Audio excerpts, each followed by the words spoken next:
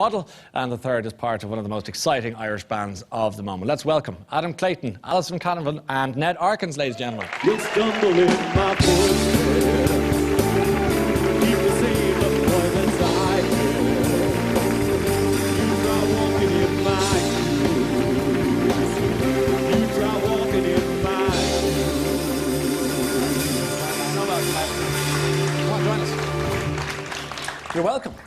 Thank you. We were going to ask you to river dance on, but we thought, just in your own time, at your own pace. What a great way to start the show. It's exciting, amazing. isn't it? Yeah. It still has a resonance, doesn't it? It just makes me so patriotic. I remember being in New York at the time, you just feel, oh, I love being It Irish. still has that effect, I think. Walk in my shoes? Well, basically, Walk in My Shoes is St. Patrick's Mental Hospital's fundraising campaign, and it's an amazing campaign because we really are at crisis level in Ireland at the moment, and we talk about it all the time, and we say, you know, the suicide rates are really high, but we really are at crisis level. Okay. And basically this campaign is to fund a helpline which is open tonight till midnight, and they have it manned, extra manned tonight for anyone who needs it. But it's also for information. Like the most important part of this is support and information. We all know the waiting lists are horrendously long in Ireland, which makes people reluctant to look for information. But we're really urging people through this campaign to go and ask for help. Get your GP to refer you. You will be assessed free of charge. So basically, they turn nobody away. Okay, and how did you get roped into this particular campaign? I got roped into it not long after I was on with you the last time. Right.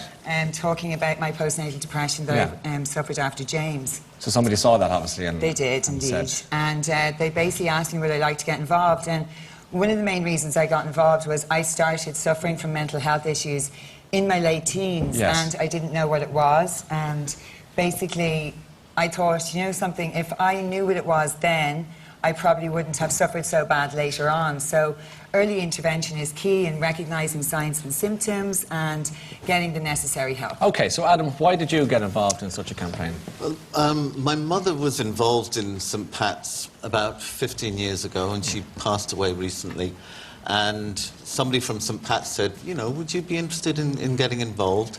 And when I heard the statistics, that it mainly affects young men, and in Ireland, you know, it's the young men between 14 and 24, very high suicide rates. That's the rock audience, that's the people we connect with. I'm kind of lucky, I'm in a job where I meet a lot of young people, and it just seemed to make sense to get involved. Sure, and what sort of things are you doing vis-a-vis St. Pat's?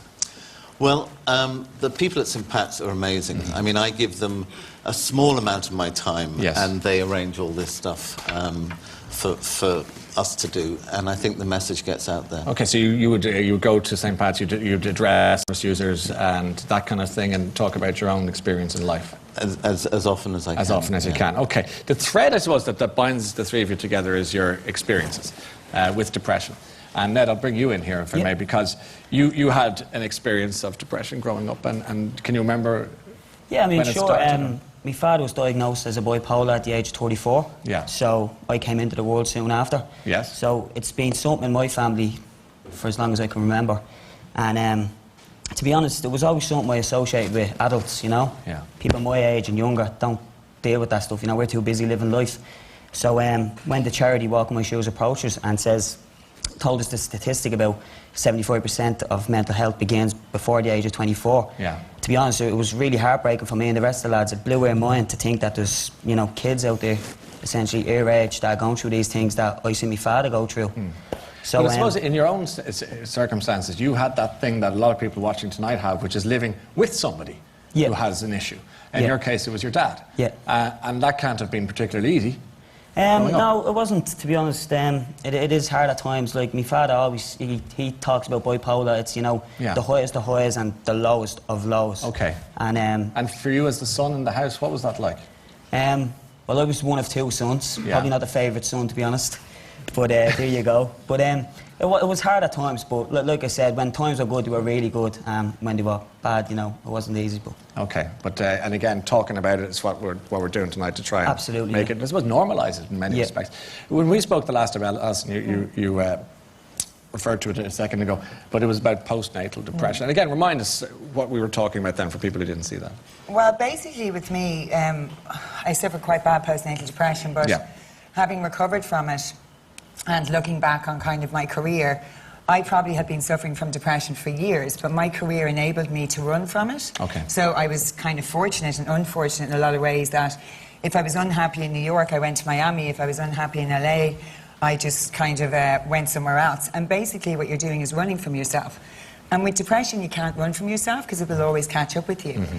And when I had James, it caught up with me. And I went through a lot Because of... you had to stop. Well, I mean, what was I supposed to do? I had someone else to look after. Yeah. I had a child who was relying on me. So basically at that stage, I had to deal with my problems. And I went through a lot of anger and, you know, a lot of selfish emotions, I suppose, to begin with. But at the end of the day, I ultimately just wanted to get better. Yeah.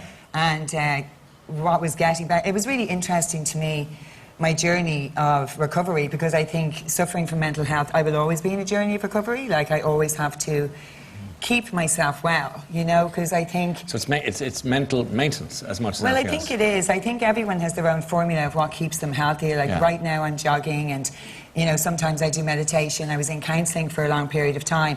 But I think as our life changes and we grow, what we need changes as well. And I just am always aware if I feel myself slipping or if I feel myself getting sad, because staying well is a lot easier than getting sick and pulling yourself back from that place again. Okay. So there's always a little bit of wariness and nerves there. And, you know, if I feel sad for a period of time, I always notice my family saying to each other, how's Alison? Is she doing okay? And I'm like, I'm over here, guys. Yeah, you can talk to me, you know. Yeah. But on a serious note, like, it is really, really important to be aware of your own mental health. Sure. That's the most important thing. 'Cause it's one thing people telling you, but you have to realise it for yourself and get yourself help. So what about you, Adam? You've talked about the devil inside. Who is your devil inside? What does he do? Well, you know, I think I have a history of getting into trouble in Ireland. I think the worst morning of my life was when I woke up to newspaper headlines of U2 star drags guard of 45 feet. And it was like, oh, that was me. That was what I did. And had you done that? Yes. Okay, Yes, and I had unfortunately done The that. papers were true for once. They were, yes, they weren't making it up. What had been going on in your life that got you to that point? Well, you know, I think from a teenager on, I always had a low-level depression, and I found that music kind of relieved that, and I think that's why I went into music. And like Alison was saying, when your career starts to take off, there's always a distraction, there's always something else to do, some other place to go.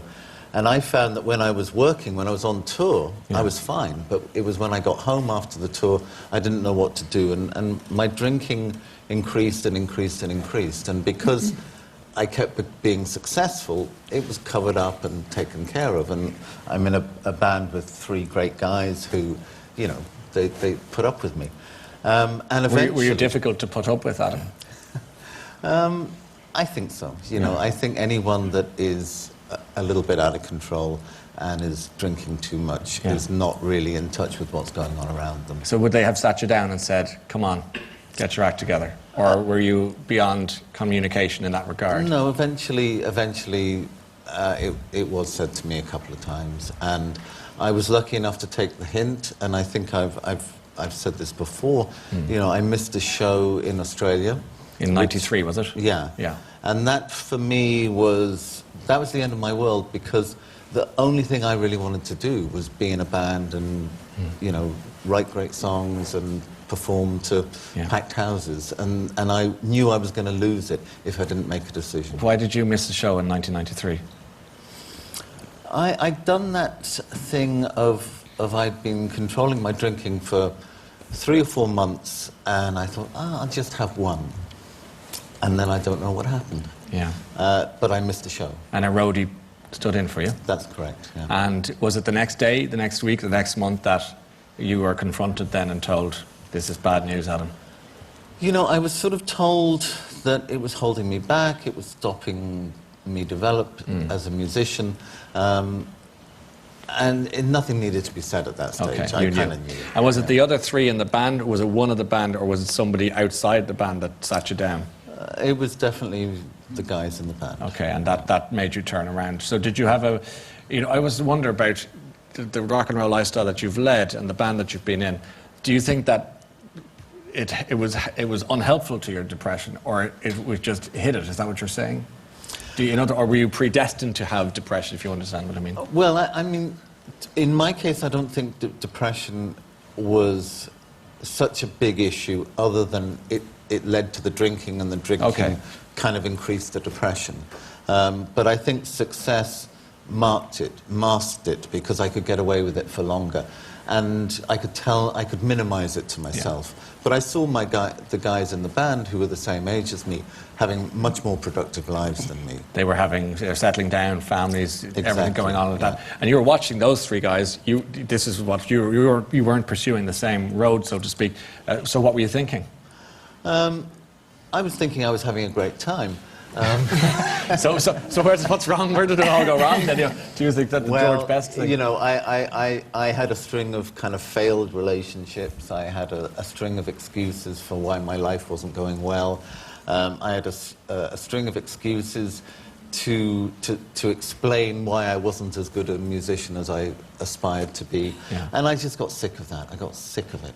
And you decided to confront it, obviously. Yeah. And where do you go when you're in a band like you're in, with the profile like you have, and an illness that you're happy to admit to having to deal with? Where does someone like you go? Well, actually, I went to Eric Clapton. Well, we can't all do that. but he had his own wars to fight, obviously. Yeah. But you went to Eric Clapton. What did he say to you? I was very lucky. Somebody gave me his number. Okay. And he said, well, there's only one thing you can do, and that's go to rehab. And he told me a place to go to that he recommended was a good place. And I said, well, if he's telling me to go do that, that's what I'm going to do. And that was when I started to listen to what other people said to me, instead of doing the exact opposite of what people said to me. Okay, and then you're on the right road. Ned, Adam mentioned that, you know, the age profile of the people who are suffering from depression, that they were the rock and roll fans as well as everyone else, but that's why he's getting involved. And you're kind of a similar boat with the ORB, the original Rude Boys. I wouldn't say we're as big as you two, not just yet anyway. But you know what? Today. A boy can dream. And you know, you never know. But the point is that your fan base are important to you. Do they contact you about things like this? Would that be happening? Yeah, it's pretty sad that I suppose they turn towards a band that Air Music connects to them, but they, like, to me, we're sort of strangers to them. That there's these young fans out there, and to be honest, some of them email us, you know, some pretty graphic stuff and get into detail about the lives that they're going through, and it can be pretty sad. What sort of things are they going to give us an idea? It's all, like, a lot of it, you know, some of them are feeling down and want to end their lives. Yeah. And some of them are going into detail about, there was one particular case of a young girl whose father was, you know, she got into a lot of detail about her father, you know, doing stuff to her. And, you know, we signed up to be, you know, rock stars. We didn't sign up to, you know... To be role models or counselors. It was totally unexpected to us, but, you know, we take them as they come, and we genuinely reply, and we like to put in, if they're feeling down, like, we'd put in the Walk in My Shoes, you know, the link, and, you know, talk to these people, they can help and all, but it was a really big eye-opener for us to see all this stuff going on. Because we were talking before the show, Alison, about, you know, I've been in my bonnet about social networking becoming the anti-social network, because it can be a very cruel place to be. And a very difficult place to be because of the pressure. And you're as a model, a very much image-based place. Yeah. And I'd be particularly concerned about kids and being online and what they have to look like and all the pressures that go with it. That's got to be dealt with, doesn't it? Well, social media is huge because it's faceless. You know, there's an awful lot of bullying that goes on. There's an awful lot of pressure, and there's no one on the other end. I think when you see someone, you know, face to face, and you're saying something to them, you know, you're not as brave. And you do see an awful lot of people who struggle. I think it's a really difficult time to be a young person in general. I think there's so much pressure on the kids. I think, you know, when we were talking in St. Pat's the other day, we were talking to some of the young boys and girls that were in there. It's not boys and girls, like 16, they're teenagers. Yeah. But, you know, I said, I didn't have a clue what I wanted to do when I was leaving school. And the minute then I got into modelling, all anybody ever said to me was, what are you going to do when you finish modelling? I mean, modelling's going to end in 2 years. I mean, I was 18 at the time. I'm still modelling, you know. So more pressure, yeah, exactly. And it was just this constant pressure all the time. I didn't, you know, I panicked, and I did so many different courses at night. And you do panic. And I think young kids need to just... You know, we spend so much of our time worrying about what we did in the past, and then we spend so much of our time worrying about the future, and very little time just being and being present, and then so much pressure on trying to be happy. And happiness is, It's something that, in my opinion, is fleeting, and I think it's a very misused word, because I think what we should be kind of looking for is contentment. And contentment is just being okay with yourself. It's like, it's okay not to feel okay all the time. It's okay to ask for help. It's okay to not be able to speak to your family. I couldn't. Yeah. And it's okay to not be able to speak to your friends. And that's why I always say, pick up a phone. That person is non-judgmental. There's no face at the end. They're going to listen to you, and they're probably going to offer some really good advice. Which is what you'd see the social networking situation too, for better or for worse. Yeah, absolutely. I mean, again, just browsing on Facebook with the band, there's a lot of followers on there, and you can see what kids are posting. And again, it's sad to see that they're turning to a faceless computer screen to express how they feel. Yeah. When there's, I'm sure they have loving family, in the other room or next to them, that they could talk to, or ring the phone, call up someone. Okay, in slightly happier news, by the way, you had good news with the band today on the album. Yes. Tell us, because we're going to hear you singing now in a second, so what happened today? It went to #1 on iTunes. Well, congratulations. That's good. Well done. That's great. That's not bad. And we have another #1 superstar coming up in a second with Imelda May. How's your album going?